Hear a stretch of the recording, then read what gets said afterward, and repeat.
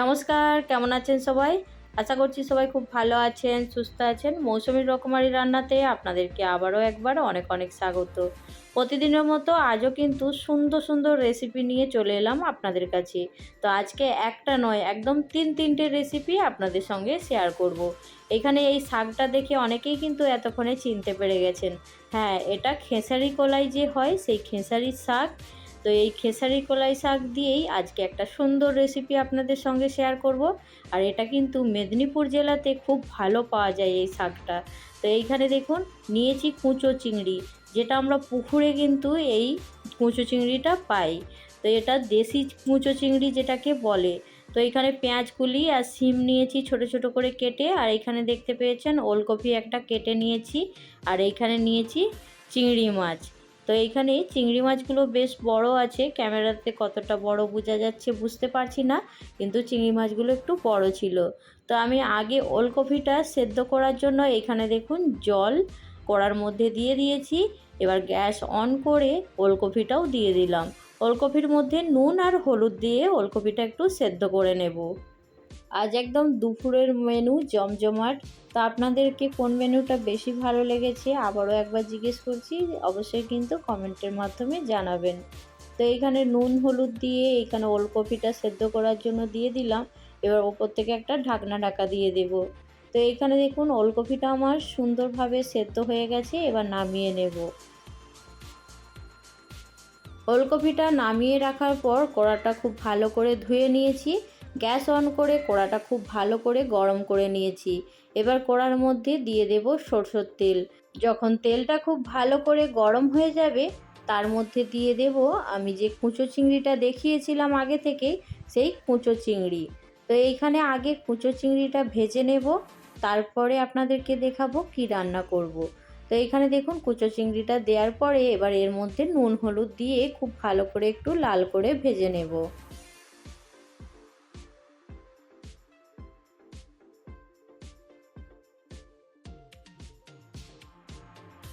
মাছগুলো যখন ভাজা হয়ে যাবে এবার বাটির মধ্যে তুলে নিতে হবে। তো এখানে মাছগুলো তুলে নিচ্ছি। এবার আবারও কড়ার মধ্যে দিয়ে দেব এখানে তেল। তো এইখানে দেখুন তেলটা দেওয়ার পরে এবার তেলটা গরম হয়ে গেলে তেলের মধ্যে দিয়ে দেব কেটে রাখা শিম আর পেঁয়াজগুলি।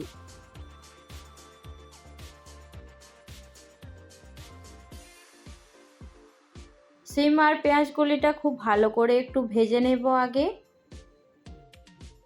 সিম পেঁয়াজ কলিটা একটু নাড়াচাড়া করে সুন্দর করে ভেজে নিচ্ছি আগে। তো এর মাঝখানে আমি একটা মশলা রেডি করে নেব। মশলার মধ্যে আমি নিয়েছি 1 থেকে 1.5 চামচ পোস্ত।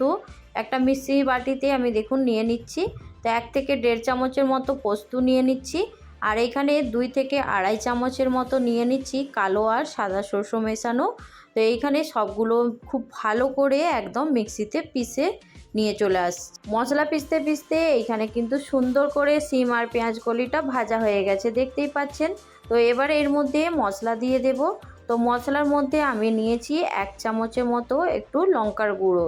তো এইখানে কলাই শাকটা একটু ঝাল হলে বেশি ভালো লাগবে খেতে, সেই জন্য আমি পরিমাণটা 1 চামচ রেখেছি। আপনাদের যদি একটু পরিমাণ কম লাগে অবশ্যই কিন্তু ঝালটা কম বেশি করে নেবেন। 1/2 চামচ আমি নিয়েছি হলুদ গুঁড়ো। দেওয়ার পরে যে মশলাটা আমি পিষে রেখেছিলাম সেই মশলাটা দিয়ে দিলাম। মশলাটা দেওয়ার পরে খুব হালকা হাতে 2 থেকে 3 সেকেন্ড একটু কষিয়ে নিয়েছি। বাস এইখানে এবার দিয়ে দেব এর মধ্যে স্বাদ মতো নুন। মশলাটা যে বেটে রেখেছিলাম সেই বাটিটা, মিক্সির বাটিটা ধুয়ে একটু জল দিয়ে দিচ্ছি। আর এইখানে সরষে বাটা আছে, সেই জন্য খুব বেশি নাড়াচাড়া করা যাবে না। সেই জন্য দেখুন নুনটা দেওয়ার পরেই আমি জলটা দিয়ে দিয়েছি। দিয়ে একটু নাড়াচাড়া করে নিলাম। একটু ফুটে গেলেই এর মধ্যে যে আমি কুচো চিংড়িটা ভেজে রেখেছিলাম সেই চিংড়ি মাছগুলো দিয়ে দেব। এই সময় চিংড়ি মাছটা দিয়ে দিলে তাহলে মশলার চারপাশে চিংড়ি মাছটা একদম ছড়িয়ে যাবে। আর প্রত্যেকটা যখন ভাত খাওয়া হবে প্রত্যেকটা খামলের মধ্যেই কিন্তু এই মাছগুলো মুখের মধ্যে আসবে, তখন কিন্তু বেশ ভালো লাগবে। এখানে দেখুন জলটা ফুটে উঠেছে। এবার যে শাকটা কেটে রেখেছিলাম সেই শাকটা এই মশলার মধ্যে দিয়ে দিচ্ছি। দিয়ে খুব ভালো করে একটু নাড়াচাড়া করে নেব, তাহলে মশলার সঙ্গে মাখা মাখা হয়ে যাবে।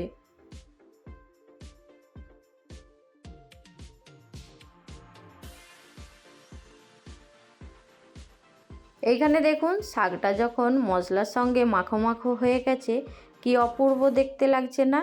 সত্যি কিন্তু দুর্দান্ত লাগছে। ওপর থেকে একটা ঢাকনা ঢাকা দিয়ে দিলাম। এবার কিছুক্ষণ অপেক্ষা করব শাকটা সেদ্ধ হয়ে যাওয়ার জন্য। কিছুক্ষণ অপেক্ষা করার পরে দেখলাম শাকটা সুন্দরভাবে সেদ্ধ হয়ে গেছে আর একদম গা মাখা হয়ে গেছে। এবার এটা নামিয়ে নেব। আর সুন্দরভাবে একদম কড়াই শাকের কুচো চিংড়ি দিয়ে ঝাল একদম রেডি হয়ে গেছে। এবার কড়া থেকে নামিয়ে নিচ্ছি। আবারও কড়াটা ধুয়ে পরিষ্কার করে গ্যাস অন করে কড়াটা গরম করে নিয়েছি। তো এইখানে দেখুন অল্প পরিমাণে তেল দিয়ে দিচ্ছি কড়ার মধ্যে, আর তেলটাও সুন্দরভাবে গরম হয়ে গেছে। এবার এর মধ্যে 5 ফোড়ন দিয়ে দেব।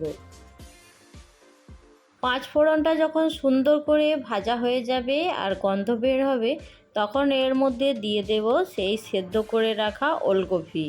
তো ওলকপিটা আগে ভেজে নিচ্ছি, তারপরে আপনাদেরকে চিংড়ি মাছের কি তরকারি বানাবো সেটা দেখিয়ে দেব। তো এইখানে দেখুন সুন্দর করে ওলকপিটা দিয়ে এবার সুন্দর করে ওলকপিগুলো আগে ভেজে নেব।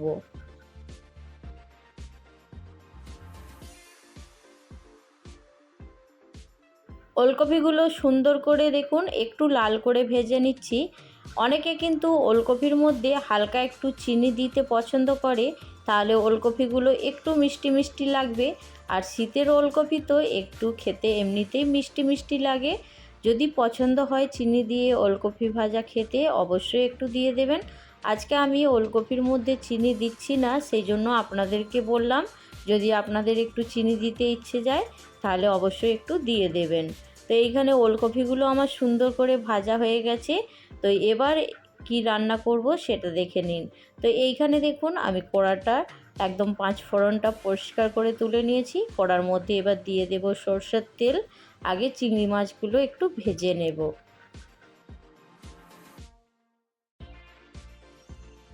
তেলের মধ্যে চিংড়ি মাছগুলো দিয়ে দেখুন একটু নুন হলুদ দিয়ে চিংড়ি মাছগুলো আগে ভেজে নিচ্ছি।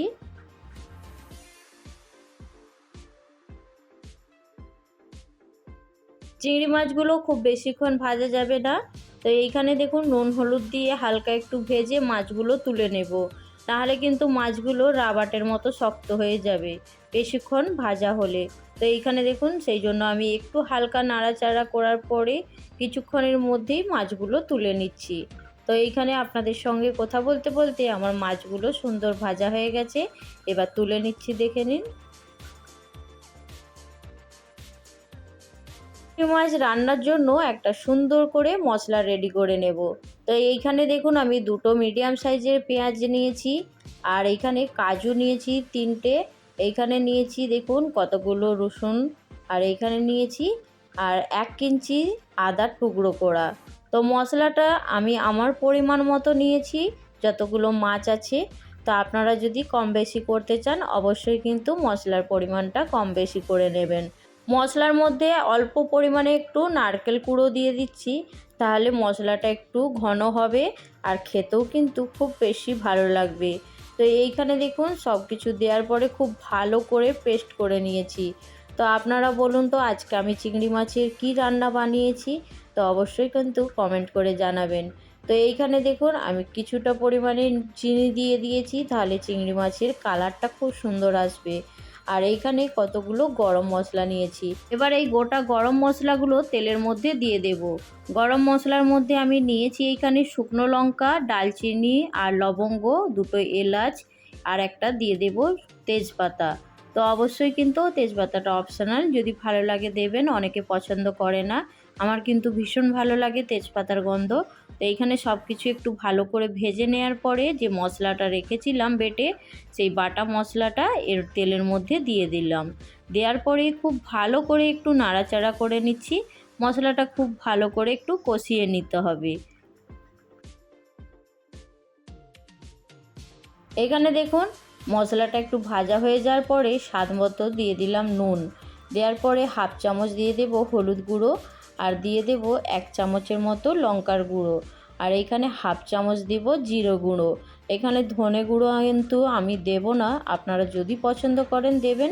আমার অতটা ভালো লাগে না ধনে গুঁড়োর গন্ধ, সেই জন্য আমি এখানে দিলাম না। তো এইখানে দেখুন মশলাগুলো খুব ভালো করে কষিয়ে নিচ্ছি একদম। মশলা যখন সুন্দর করে কষানো হয়ে যাবে, মশলার মধ্যে ওই মিক্সির বাটিটা ধুয়েই আমি সুন্দর করে জল দিয়ে দিলাম।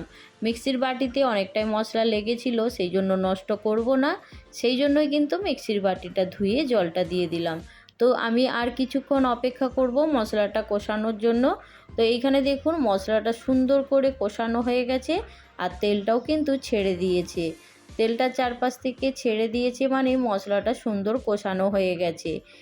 এবার এই মশলার মধ্যে দিয়ে দেবো ভেজে রাখা চিংড়ি মাছগুলো। তো এইখানে আমি আগে চিংড়ি মাছগুলো দিয়েছি, মশলাটার সঙ্গে একটু ভালো করে নাড়াচাড়া করে নিচ্ছি মাছগুলো। যেইভাবে চিকেন কষানো হয় সেইভাবেই আমি একটু চিংড়ি মাছটা কষিয়ে নিচ্ছি। চিংড়ি মাছটা সুন্দর করে আমি মিনিট 2 কষিয়ে নিয়েছি। এবার চিংড়ি মাছের মধ্যে জল দিয়ে দেব। খুব বেশি জল দেব না, হাফ গ্লাসের মতো জল দিয়েছি। তো আপনারা গ্রেভিটা যদি একটু পাতলা খেতে চান তাহলে একটু জলের পরিমাণ বেশি দেবেন। আমি খুব বেশি পাতলা করব না, সেই জন্য অল্প পরিমাণে জল দিয়েছি। এবার একটা ঢাকা দিয়ে 5 মিনিট অপেক্ষা করব। তো এইখানে আমার মশলার মধ্যে জল দেয়া হয়ে গেছে, এবার ঢাকনাটা ঢাকা দিয়ে দেব। তো ঢাকনাটা কিছুক্ষণ হয়ে যাওয়ার পরে খুলে দেখলাম আর এটা একদম সুন্দরভাবে গ্রেভি রেডি হয়ে গেছে। আর চিংড়ি মাছের মধ্যে থেকে খুব সুন্দর একটা গন্ধ বের হচ্ছিল। এখানে চিংড়ি মাছের মধ্যে আমি 1 চামচ গাওয়া ঘি দিয়ে দেব, তাহলে কিন্তু এই চিংড়ি মাছের মালাইকারিটা দুর্দান্ত স্বাদের হবে। তো এইখানে দেখুন আমি 1 চামচ ভর্তি করে একদম ঘি দিয়ে দিয়েছি। দেওয়ার পরে একটু ঢাকনাটা ঢাকা দিয়ে দেব, তাহলে চিংড়ি মাছের মধ্যে ঘিয়ের ফ্লেভারটা চলে আসবে আর খেতে কিন্তু দুর্দান্ত লাগবে।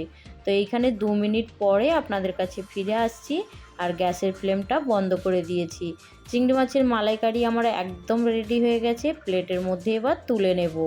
তো আজকে 3টে রেসিপির মধ্যে কোনটা বেশি ভালো লেগেছে আবারও জিজ্ঞেস করছি, অবশ্যই জানাতে ভুলবেন না। তো এইখানে দেখুন খাবার প্লেটে একদম সব কিছু সাজিয়ে গুছিয়ে রেডি করে খেতে বসে পড়েছি দুপুরবেলা। চলে আসুন সবাই মিলে একসঙ্গে লাঞ্চ করে নেব। তো আজকের রেসিপি এইখানেই শেষ করছি। পরবর্তী ভিডিও নিয়ে খুব তাড়াতাড়ি আরও একটা সুন্দর রেসিপির সঙ্গে দেখা হবে। সবাই ভালো থাকবেন, সুস্থ থাকবেন, বাই।